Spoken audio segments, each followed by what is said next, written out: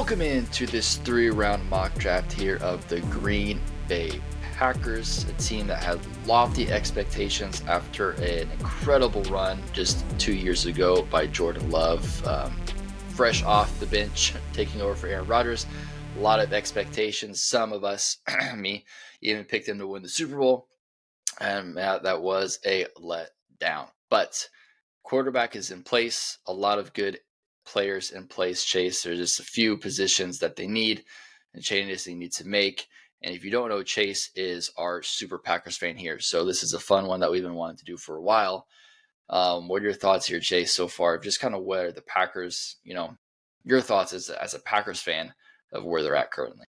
Yeah, looking at the roster, just knowing the players and whatnot, it's weird because it's like we have the players in place. They just have to play better. Like they just have to live up to their potential, right? One thing is like Leighton Vander Esch, not Leighton Vander Esch, sorry. Come on. He's a Hawkeye and a Green Bay Packer. We were there when he's drafted. His name just LVS. Gosh. Oh, yeah. No, Leighton Vander Esch. I don't know what I was thinking. Lucas Van Ness? Lucas Van Ness. Thank you. I was thinking of the linebacker This is from our Dallas. Packers super fan. Oh, my God. Yeah. I was thinking of the linebacker from Dallas that played drafted in 2018 for some reason. But no, Packers fans in the comments roast him, please. Yeah, especially as I'm wearing a Hawkeye, hoodie, and he was a Hawkeye. That was not good. We'll just cut that. Let's restart. Okay, but he has not lived up to his potential. Right, Rashawn Gary had his worst season as a pro last year. Kenny Clark, that defensive line needs to. We have the players there. Quay Walker, decided to stop getting ejected from games and just pretend to be, right, where he was just kind of non-existent last season. And the biggest thing I think is our best player on either on offense or defense, Jair Alexander, cannot stay healthy, right? Those I think, they're the main things, right? Are we can't stay healthy as a full team. We're injured way too much. Christian Watson's is out again, probably most of the season as he tore his ACL in the Week 18 game, right? So he's probably going to miss most of the season. So that leaves us with a very less to be desired wide receiver room. So yeah, I mean, but the things are there. Like Jordon Love has the potential to be the next Hall of Fame pick by the Packers at quarterback. Our offensive line looks amazing, especially with the addition that we'll talk about. So yeah, I mean, the Packers should be a fun team. Yeah, no, absolutely. They just gotta, like I said, kind of live up to their potential. I feel like that's with a lot of teams in the NFL. Like on paper, it's like, man, this team is great. They should route everybody, right? The Super Bowl or bust, basically. And they just don't always live up to the hype or live up to the expectations, injuries, everything like that. It's a long season. It's a almost impossible game to predict. But before we get into the actual draft here, let's go ahead and take a look at the current state of the Packers in free agency via key additions and key departures. So walk us through those updates thus far. Yeah, the Green Bay Packers we'll start with the departures. They didn't lose a lot of players, but they lost 2 starters last season. They lost Eric Stokes, their former first-round pick, and the other outside guy. He's another guy that could never stay healthy but had all the talent in the world. He went to the Raiders. And then Josh Myers, their center that they drafted 1 pick before Creed Humphreys, didn't ever pan out. Aaron Rodgers and him really didn't get along, right? He looked like he was failing with Jordon Love as well, hiking over his head and those fake, those bad snaps that Jordon Love took credit for. But Josh Myers is now out. So that brings us to our additions, where we brought in, I'd say, 3 big names, 2.5 big names maybe. Nate Hobbs to run that middle of that slot cornerback area. We kind of just did a free agent swap with them. We got Nate Hobbs, they got Eric Stokes there, and I'm happy about that. Nate Hobbs is a baller. And then Aaron Banks is coming in to run our left guard, because our left guard, Elton Jenkins, is moving to center to cover. So we don't need a center, right? We got that covered. Our offensive line is good. We just brought in a guard and moved Elton Jenkins to the center position. And then a half a player that we brought in McCole Hardman. I don't know why. Maybe so fans can stop yelling about trading for DK Metcalf. So we can catch a game-winning touchdown in the Super Bowl. In the Super Bowl? Maybe. I like it. Let's do it. But yeah, so McCole Hardman's on the team. This is funny that he's played for Pat Mahomes, Aaron Rodgers, and now Jordan. Like, this guy is just kind of like MVS, played for Pat Mahomes, Aaron Rodgers, Derek Carr. But Josh Allen. Oh, I forgot Josh Allen. Yeah. All right. I love it. Love it. So yeah, these receivers just kind of. It's funny how teams like traveled the same networks. Like these receivers, McCole Hardman, MBS, they're very similar career paths, just ending at Yep. different points. So yep, those are the key additions and departures for the Green Bay Packers. All right. Well, there we go. So let's go ahead and get our mock draft simulator here pulled up. And just a reminder, this is a 3-round mock draft with no trade. So stuck here at pick 23, as well as all the other picks that they have. So we'll go ahead and get this pulled up, and we'll go ahead and get things started here. And we'll see where we're at. Pick 23. All righty. So this is where we're at here with the Green Bay Packers. Do you agree here, Chase, with the PFF needs as wide receiver, edge, and cornerback as being the major needs here for the Packers? Yeah, kind of. Edge bothers me because, like I said, kind of in our cold open, we have the edge players: Rashawn Gary, Leighton Vander Esch. Like we put a lot of draft picks into them. They just need to play better, right? If we draft an edge player in the first round, I think that signals that we've given up on one of those two players, Gary or Van Ness, and I don't want that to be the case, right? I think both of those can be successful. Wide receiver, I mean, it's always a need, but I would be shocked if this is the draft that we finally break the 26 some odd curse in Green Bay. That would be the story of the lifetime. So I'd be shocked. But yeah, I think cornerback is our biggest need, just because we letting Stokes go. We have Keyshawn Nixon. Jaheir can never stay healthy. I think that's where I would want them to move the most. All right, well, this is the current cornerbacks here. Looks like all the kind of where the top cornerbacks here that we think have kind of come off the board. So we're down here. You feel comfortable taking a guy like Trey Amos here at pick 23 in the first round with the Packers? Would you like that move? I've seen it mocked a lot. I would not hate it. Me personally, of course, we talked about my love of the draft is Darian Porter, right? If I'm going to take a cornerback and reach for cornerback, I'd reach for him. PFF does not agree with me. I've done it, mocked several of them, and they give me like a C minus for taking Porter in the first round. But the other thing that I see that he's gone, but Walter Nolan could be another pick here.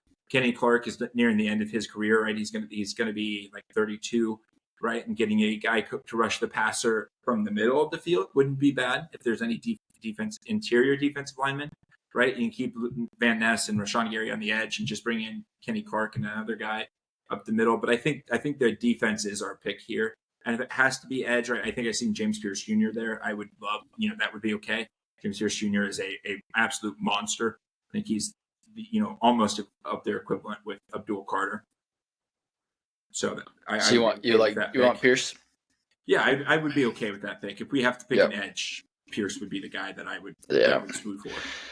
Yeah, I would love this. Pierce, yeah, I'm very high on Pierce. And the fact that he would fall to 23, if that is realistic, that would just be so many teams passing up on that. Like, even like in this draft, like Donovan Izurki going up over Shamar Stewart going over. Yeah, I mean, that's just, in my opinion, ridiculous. So if this would fall to the Packers here, I think that would be phenomenal. So yeah, I mean, if we're going edge, this has to be the pick. Yeah, no, I agree. And I think that's the value. I don't care who else is there. I think the value of James Pierce Jr. Being there just means you have to pick him. Yeah. All right, now we're back on the clock here in the second round at pick number 54. We've got our edge player here. And now we could take a look here at round 2. We could take a look here at some other positions here. So obviously wide receiver. Jaden Higgins, we love the Iowa State guys there. Wide receiver, let's take a look. All of them here. Kyle Williams is a guy getting a lot of hype right now as well that I keep seeing. Trey Harris, huge fan of as well. So wide receivers are there. As far as defense, though, goes, cornerbacks, pretty much everybody's still here that we passed up on. So obviously you can go with Bridget Morrison, Chevelle Revel, or Darian Porter. Even Darian Porter now still might be a reach, but I think this is less of a reach, obviously, than the first round than getting him here. So if he's a guy that you like, you're like, man, we'd love this guy. He's right here. We don't want to risk not getting him here in the third round. Probably might be able to get to him in the third round, but can't always hedge your bets on that. So if he's a guy that you really, really like, I think you'd have to pull the trigger right here. Yeah. I'm split between. I like Darren Porter. Green Bay has had so much success drafting wide receivers in the second round, right? Devontae Adams, the second rounder. Jaden Reed was the second rounder. Jordy Nelson, the second rounder. Randall Cobb, the second rounder. So passing up a wide receiver here, especially with either Higgins or Trey Harris. Like I'm really high on Higgins, but I feel like we've been drafting Higgins a lot. So maybe just change it up, go Trey Harris. But either one of those two, taller, right, route running X wide receivers. There, I don't know much about Jalen Rollers. I don't know anything. I seen Kyle Williams get a lot of hype because he was with Cam Ward, right, and they were teammates bringing him back. But I didn't do any research into Kyle Williams. He's not a guy that I'm high on. But so my pick would be Jaden Higgins. I think that would be an excellent fit in Green Bay, right? A complete route runner to resemble the days of give Jordon Love his own Devontae Adams to grow with in this offense. Cool. I love Jaden Higgins. I love him. Alrighty, and we'll come back up. So we've got our defense, edge, and wide receiver, and now we can go ahead and take a look here at the last pick here in round 3, pick 87. Let's just see where we're at as far as cornerback goes. Yeah, so he just went. He had to have just gone. Yeah, so now we're kind of stuck here. So if we want to go add some more depth at cornerback here, look a guy like Strong or Parrish. Or we can take a look at another position. But as always, as our Packers fan here, I definitely defer to you, kind of the position that you want to go. But I think adding depth in the secondary, especially based on what you said in the intro, is a huge need. So to me, it's definitely where we haven't addressed it yet. I think now would be probably a good time. Yeah, I think we have to bite the bullet here and go and reach for a guy in the secondary, right? And I would love to go with Winston's taken. Kevin Winston, the safety, but I don't even want to go safety because we kind of fulfilled that last draft class, right, where we grabbed Bullard and we brought in Xavier McKinney. So this needs to be just a depth pick, right, which sucks in the third round. That's what wins championships is depth picks in the third round. So I don't know much about Dorian Strong and or Parrish.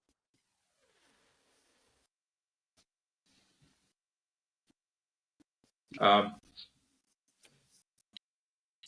like just looking at him here. I like Dorian Strong a little bit more because he's a little bit taller, a little bit bigger.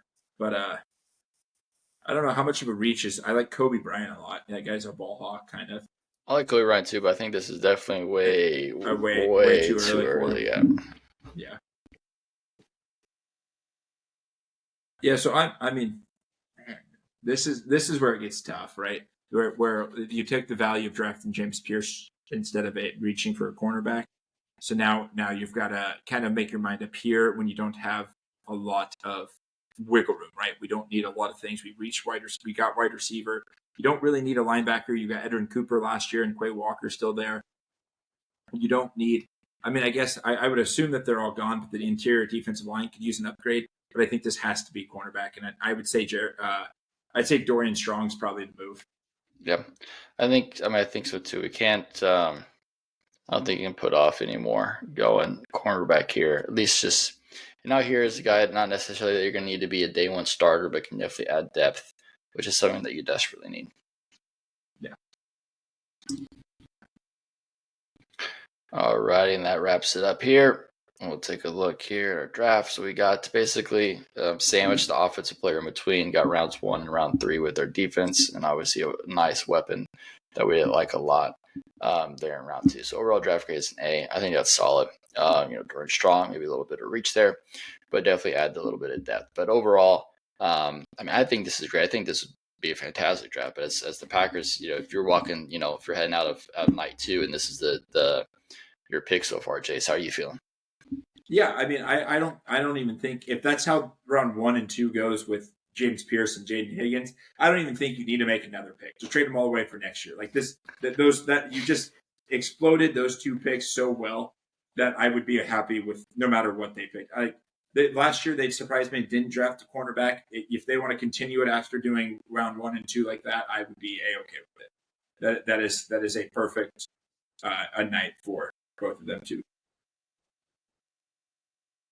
Yeah, I think that's solid for sure. I think it really gets to the point, especially with the James Pierce Jr. fall, to be able to stack him up there. It's a guy I don't honestly expect to be there, but who knows? And I think that's solid. Yeah, Jaden Higgins, both the Ohio State guys, we really like. Obviously, we really like Jaden Higgins. Love Jaden Higgins. So to add add a talent like that with Jordan Love as a weapon, you can't have enough weapons for your quarterback. And then Jordan Strong, nothing to write home about necessarily, but a guy that there is upside there, and you just kind of hope that he can develop, but definitely adds depth, right? And that's kind of a lot of NFL season because it's such a long season. It's a war of attrition, right? Especially when you got Jair Alexander being injured, you don't know what's going on with him. There's a lot of different just kind of things that are kind of up in there. So to add just depth of that is super important. It's super important indeed. So yeah, overall, I think that's a pretty solid draft. Packers fans, right? Do you agree with Chase? Did he do your team justice? Are you proud to have him represent you as a Packers fan? Definitely let us know in the comments your thoughts here. Definitely make sure you check out our other mock drafts as well. And thank you so much for joining us. Make sure you like, comment, subscribe if you like, and we'll catch you next time here on All Things Football.